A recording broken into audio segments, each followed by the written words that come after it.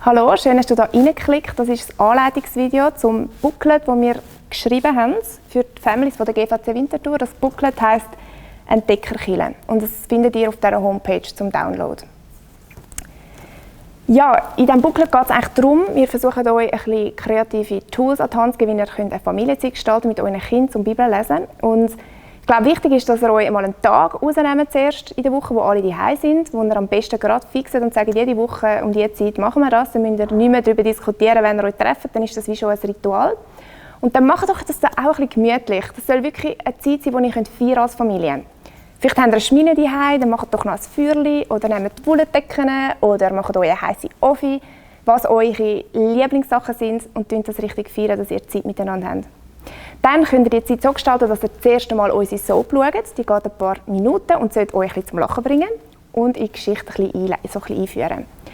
Dann könnt ihr auch zusammen singen. Wir haben Lieder auf unserer Homepage, wo ihr einfach gerade mitsingen könnt. Oder ihr könnt selber Musik machen, wenn ihr musikalisch sind. Und dann würde ich vorschlagen, dass jemand betet zum Start des Bibellesen. Das Mami oder der Papi oder vielleicht auch eines der Kinder. Zum Bibellesen könnt ihr auch bei den kleinen Kindern sie aus der Kinderbibel erzählen und die Grösseren können selber schon lesen. Wir haben in der Müsli Church immer eine Schatzkiste, wo wir die Bibel drin haben.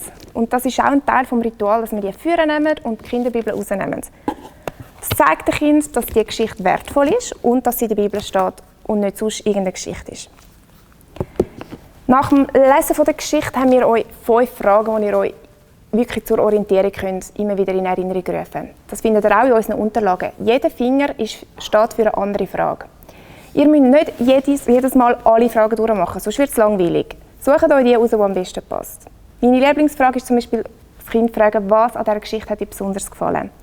Weil dann kommt genau das, wo das Kind hängen geblieben ist mit den Gedanken zum Vorschein und ihr könnt dort nachhaken.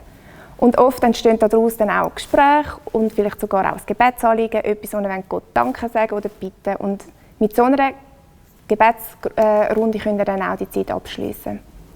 Wenn ihr kreative Ideen braucht für die Gebetszeit, dann haben wir euch auch ganz viele coole Ideen in unseren Unterlagen, die ihr durchschauen könnt.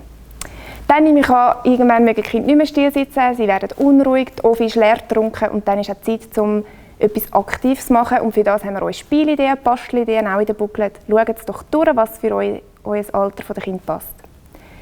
Ja, so Zeit als Family, glaube ich, sind mega wichtig. Es ist ein Stück Kindheit für die Kinder. Sie werden sich sicher später erinnern an die gemütlichen Zeiten, wo Mama und Papa sich Zeit genommen haben, wo man zusammen die Geschichten gelesen hat. Ihr könnt da wirklich Mut machen. Nehmt euch die Zeit, es lohnt sich. Und wer weiß, ob eure Kinder später, wenn sie mal älter sind, das mit ihren Kindern auch so machen werden. Ich wünsche euch Gottes Segen und schreibt uns, erzählt uns, was ihr für coole Zeiten habt zusammen.